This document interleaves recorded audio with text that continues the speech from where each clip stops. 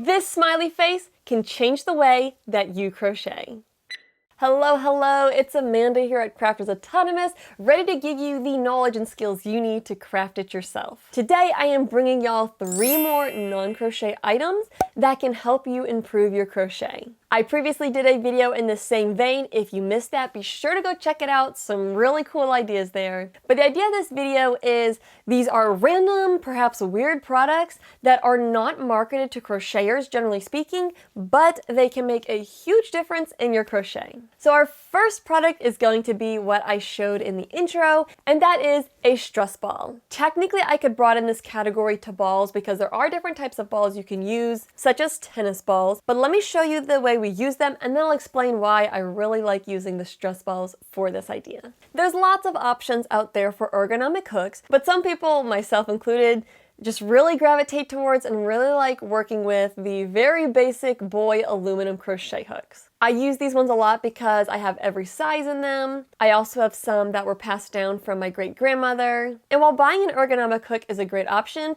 this can be a way to give a little bit more life to your non-ergonomic hooks. The idea is very straightforward. You slide the ball onto your crochet hook and it gives your hand something bigger and bulkier to grab onto when you crochet versus your hand gripping the little bitty hook and getting all tight and tensed and crampy. As I mentioned, a tennis ball works too, but you'd have to drill the holes and make sure the hole's the right size for the hook you're using. With the stress balls, these are just foam and squishy, so it's really easy to get the hook through there. To make it even easier for myself, I used a knitting needle and just punched right through the stress ball and then slid my hook through the hole I had created. Here are more reasons why I find the stress balls a great option to make your hooks more ergonomic. First of all, it's very easy to adjust. I can slide it down my hook.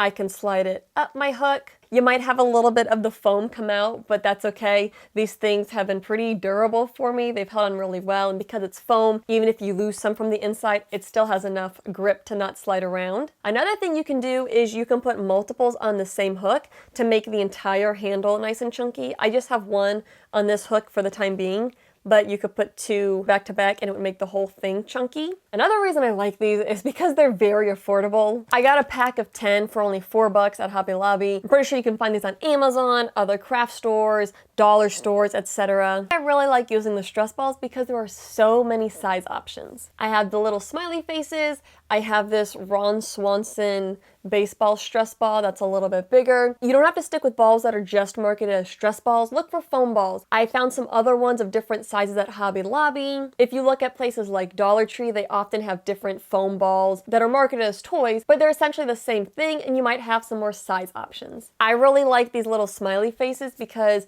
while my fingers are proportionately long, overall my hands are kind of tiny, so this is a great size for me. And lastly, this product is great for crochet because it serves dual purpose. You can still use it as a stress ball. Now, hopefully you're not getting stressed because of crocheting, but when I say use it as a stress ball, you can use it to strengthen your hand, to do different motions with your hand, so that way you're not doing this constant repetitive motion. If after a long crochet session, your hand's feeling a little tight and crampy, one of the ways to get your muscles to relax really well is to first contract them. So you can squeeze your muscles, count to say 5, and then relax. And after you contract your muscles and relax them, your body naturally relaxes even more. So that's a nice little way to kind of get some of that tension out. Plus, you can use it for hand strengthening exercises. I like to hold these when I do my different wrist mobility and movement things. I find it very comfortable as I go through these different motions to rest and relax and stretch out my wrist. Of course, you can leave it straight on the hook or you can slide it off. Again, these come on and off very easily. Non-crochet product number 2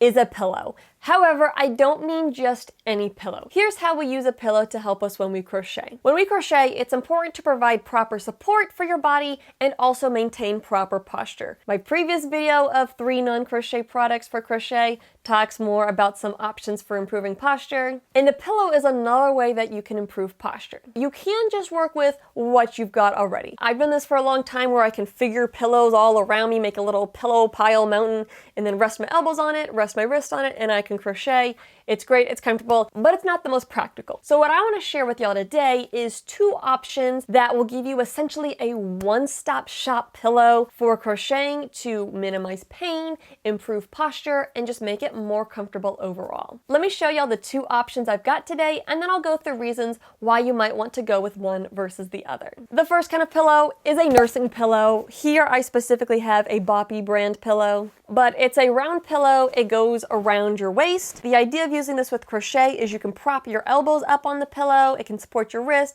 and you can crochet, stay in good posture, and have the support you need. The second pillow option I'm going to share today is the Valari gaming pillow. Similar concept as the Boppy. It's a pillow that sits around your waist. You can prop your elbows on it, your wrist on it, and it provides you with support, and that support in turn can lead to sitting with better and more relaxed posture. Today's video is sponsored by Valari, and I want to say thank you so much to Valari for sending me this pillow.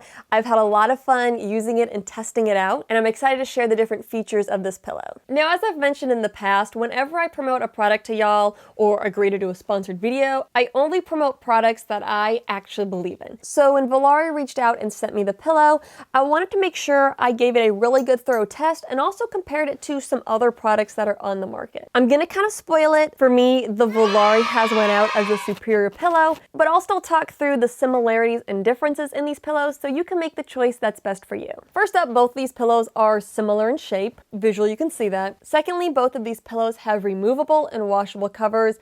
That is so wonderful. I think all pillows should have removable and machine washable covers, especially when we crochet. You want to keep your crochet projects clean, and having a washable cover can go a long way with that. Now, besides the general concept and the removable covers, that's kind of where the similarities stop between these 2 products. So the first difference I need to talk about is the price point. This one is cheaper than the Valari. And that's part of why I wanted to test this, because if I'm going to promote a more expensive product, I want to make sure that you're getting the value that you pay for. I was really wondering if the differences that the Valari has would make it worth it for the higher price point. Personally, I find that yes, the advantages of the Valari do justify the higher price and make it worth it. So on the price front, the Boppy beats out the Valari, but there's some other features where I find that the Valari beats out the Boppy. The first of these differences is a small one, and that is the Valari has a buckle in the back, the Boppy does not. To be completely honest, I don't use the buckle all the time, and I don't even use it that often. However, I do find that the buckle is a nice option to have available. And from watching some other people's opinions on comparing these pillows and their experiences with these, somebody made the point that once you have the Valari clipped around you, if you're working on a crochet project, you can get up and walk around and move to a different place easily. Sometimes I'm sitting in my bed to crochet, and then my family says, hey, you want to watch some TV with us? And I'm like gathering all 500 of my crochet items to go out to the living room to sit out there. With the Valari, it's just attached around me, so I just grab my crochet project, stand up and waddle like a little ballerina with the pillow around me, sit down, and I can get right back to work. Secondly, the clip can allow it to stay in place while you're sitting. I mean, when you're crocheting, it's not like you're moving around all that much, but it can just kind of hold it in place nicely. The second area where I believe the Valari beats out the Boppy is in the shape of the pillow. The Boppy is kind of the same thickness everywhere, versus the Valari gets thinner as it goes to the back, and it's longer. This one's almost a circle. This one's more horseshoe shape. I find that the shape of the Valari gives me more options for when I'm sitting. I can angle the Valari around me differently, where instead of having the clasp just on the back, I can put it on the side. I could spin it around to the front. I can orient it pretty much any direction around me. With the Boppy, because it's more circular and these pieces come in, I can really only go front and back. Sideways doesn't work out so well because of the shape. The other thing I really like about the shape of the Valari is I can use these pieces, spin them behind me for lumbar support. When I crochet and wear this pillow, I'm often sitting back against something, and it's really easy to go into the slouch, but I can tuck the curve of the Valari behind me, get that lumbar support, and just kind of sit up a little bit straighter, but also relaxed. Another difference between the 2 pillows is the fabric. I don't know that I would really say one wins out over the other. This is a cotton finish. This is a faux suede finish. The cotton finish is fine. The suede finish is pretty great. I have no complaints about either fabric finish. One thing to consider is if you do care about the visual aesthetic, when it comes to the boppy, you have a lot of options, but many of them are very baby cutesy. When it comes to the Valari, you also have options. You're typically going to be seeing solid colors. The one I selected is two-tone with white piping. I, of course, went with pink. I know I talk about green a lot on this channel, but I also equally love the color pink, so naturally I went with the bright pink Valari. Something else to take into consideration between the two pillows is the thickness, and the thickness is going to determine the level of support. I'm not going to say the boppy beats out the Valari on this. I will say that the boppy is firmer. If we compare the thickest parts of both pillows, they're pretty similar in thickness. I think the Valari is a little bit thicker at its widest spot. The Valari does squish down a little more. The boppy has a little more firmness to it. With the Valari, I honestly wouldn't mind if there were just a little bit more stuffing inside, a little bit more firmness, but I've seen people mention this both with the boppy and with the Valari, and really any kind of support pillow, is if you really truly find you want it to be thicker or denser or more bulked up, you can roll up a towel, shove it in there, something like that, to achieve the level of thickness that you want. Because I know these boppies do over time kind of flatten out. My mom's from years ago is so much flatter than this pillow right here is. So that's something to tuck away in your brain for later on. Now there's one final difference between these two products, and this is where I really think the Valari hands down beats out the boppy, and that is the size. The boppy is smaller than the Valari. And this place you notice it most is in this depth here. Here's why that matters. With the boppy, my elbows are supported, but the amount of space I have in front of me to rest my wrist and my forearms and my project on is thinner. So I sometimes find myself where my elbows are supported, but the rest of my arms are way overshooting the pillow. And then if I slide the boppy forward so my arms aren't overshooting the pillow, then my elbows kind of fall off the back. With the Valari, the sizing is better designed for your elbows resting on it and your hands forward. And so I find that extra space in the front of the Valari makes it a lot more comfortable and supportive for me when I work with it. So for that reason alone, like if the size were the only difference between the two and the only advantage of the Valari, it would absolutely make the Valari win out over the boppy for me. Because if I'd started with just the boppy, I probably would have been okay with it. But having used the boppy and also the Valari beats out the boppy by a long shot in the size area, and I find it to be far more supportive. As I mentioned, this video is sponsored by Valari,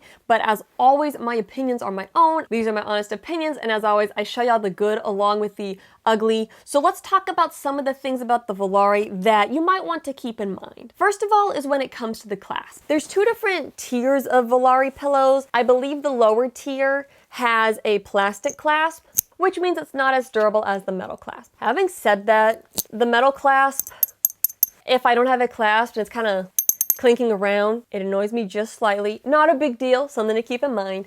The other thing is the clasp limits how much of you can fit inside here. Now, I'm a very small, petite person. I've lost some weight because of my health issues, so I'm very tiny. The Valari's plenty big for me, but I could see plenty of people not being able to clasp this around them all the way. What I think would be really cool is if in the future Valari made these pillows where this strap is adjustable. I think that'd be really cool because someone like me, I could cinch it up just a little bit more if I wanted a little more snug against me, or someone who is larger and can't clasp the Valari all the way around them, they would then be able to extend it so it fits them better. But quite honestly, that's my biggest complaint, which for me hasn't made that big of an impact. And like I said, most of the time I don't even clasp the pillow and it opens up so nice. So it'll still work for you even if you can't close it all the way around you. That was something that was frustrating with the boppy is, again, I'm a pretty small person, but this will snug around me. And if you're larger than me, which the vast majority of people are because of my health issues and being underweight, this is gonna be pretty snug. Like, it'll still open up, but it's gonna be snug. So having said all of that, I hope you can see the advantages and the pros and cons of both the boppy and the Valari, and I hope that it enables you to make an informed decision of whatever works for you. If you decide to go with the Valari, I do have an affiliate link for you guys. If you order through my affiliate link, it's a win-win for everybody because I earn a commission and you get a discount. So don't forget to check the description for the discount code and for more information on that.